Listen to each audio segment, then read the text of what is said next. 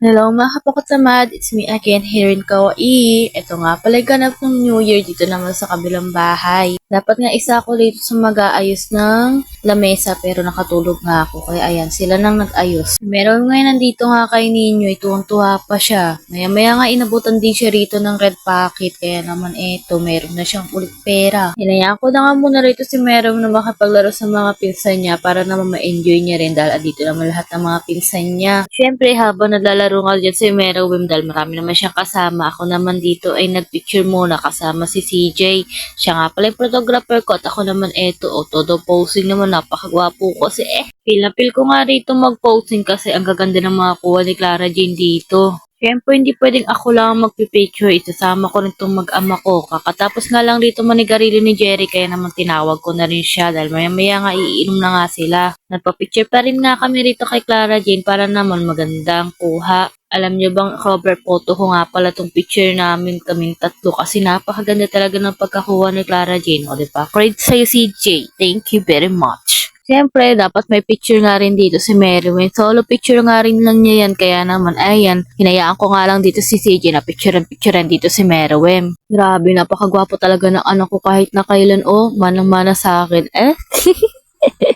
Mabuting at behave dito si Merwin, tagpa-picture talaga siya dyan. Nakita ko nga rito si ate nagbibilang ng pera. Ito siguro yung pamimigay niya tsaka yung papremyo niya. Tapos yung mga barya naman yung ihagis niya. Pwede na nga kami rito kumain at natatakam na nga rin ako. Pero nagpa-picture nga rin muna kami rito bago magalaw yung pagkain dito. Sayang naman kasi yung paghahanda kung hindi kami magpipicture, diba? Pero hindi ko nga alam kung nag-family picture ba sila. Yung kami magkakapatid talaga, literal. Kasi hindi kami nag-picture-picture ng mga oras na yun eh. Hindi ko nga rin pala natanong. Ngayon ko lang naalala. Te, nag-picture ba kayo? Pakisagot nga. Tinatamad akong tanong sa GC, baka makalimutan ko. Kasi habang ina-edit ito, wala akong load, wala akong internet. Kaya pasagot na lang kung sakali mo panood ko itong video. Yung tatay ni Meron ito, palayas-layas. Kaya ayan, kami na naman yung nag-picture. Hindi man lang niya tinapos yung picture taking namin wag lumayas. At syempre, tikiman na. Kanina pa nga pala namin nilabangan ni MJ dito yung sushi.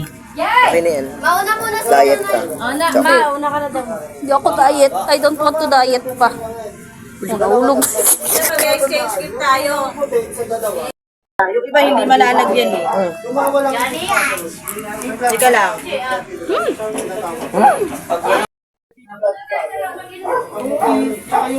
At syempre, pag ganitong party-party, hindi mawawalang inuman. At ito kasi Meron ay nang-aagaw pa ng alak sa tatay niya. Hindi hinayaan tuloy siya ng tatay niya nitong lumaklap. Lasing ka na niyan!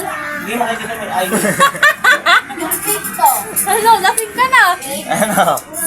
Habang nagiinom lang nga sila rito, ay kumain na nga muna ako. Ito naman si Meron, ayaw niya ta rin tantan niya yung daddy niya at gusto nga pa rin uminom dito ng alak. Pero buti nga kumakain siya rito nung kinakain ko. Itong clip nga palang tataka ako, bakit ang likot-likot ko rito mag-video? Parang ewan. Akala ko, hindi ko sinasadyang na videohan ko lang. Yung pala, nagpupulot ako rito ng pera. Kakaagaw ko sa mga pamangkin ko. Naghahagis kasi si Ate Ivy rito ng mga bariya. Sayang din yun, no? Alam niyo ba, ang ganda ka mo ng pwesto ko dyan. Kasi kada naghahagis si ate ng bariya dyan, sa akin na pupunta lahat. Kaya ayan, hindi ako umaalis sa pwesto ko. Tamang putol-pulot lang. Tapos nangaagaw ako sa mga pamangkin ko.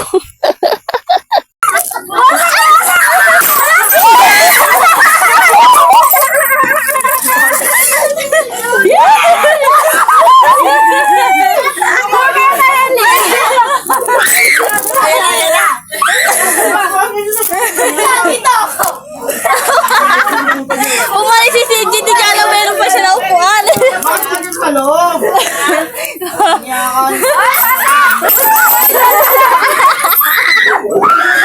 Nagabang pa nga ako dyan, baka magpaagaw pa nga ulit sa ate. At sayang nga talaga yung bariya. Magkano rin kasi yung pinapaagis niya.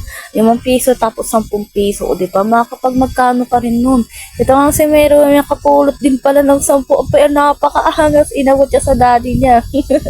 Binidyohan nga rito ni Jerry yung inuman nila, pati yung pagkain ni Meron dito ng Shanghai. Favorite nga rin ito ni Meron yung Shanghai at nakakarami nga rin siya ng kain dyan. Maya ngay nagpa-dance challenge siya nga rito si Ate Ivy at ito nga, hataw na hataw nga kami rito na para bang may bulati kami rito sa chan. Balawang kasi mga ate ko, meron nga kasi dito papremyo si Ate Ivy. Kaya ayan, giling kong giling, hataw kong hataw. Talaga may pangangailangan ng mga yan. Pina-warm up lang nga muna yan. Tinignan nga muna namin kung sino ngayon mabibigyan nga ng pera. Habang ito nga ang mag-ama ko ay busy nga rito sa side ng mga lalaki. Pero yung kala mo, malaking tao na. Tinamura mo kasi nakikijamming dito sa mga nagiinuman, no? Ito nga yung nag-start na nga magpasayaw si ate, kaya naman ganadong-ganado ang mga tao rito. Lalo na nga ito si MJ, pati si CJ. Ayaw nga magpatigil ang dalawang to, best duo nga sa pagsasayaw. Tingnan nyo naman, o, diba? Habang ito nga si Yona ay nahihiya pa nga makisali sa kanila. Dati Jessel nga yung nakisali na rin. Ako naman hindi ko alam kung ano yung mga sayaw na sinasayaw nila.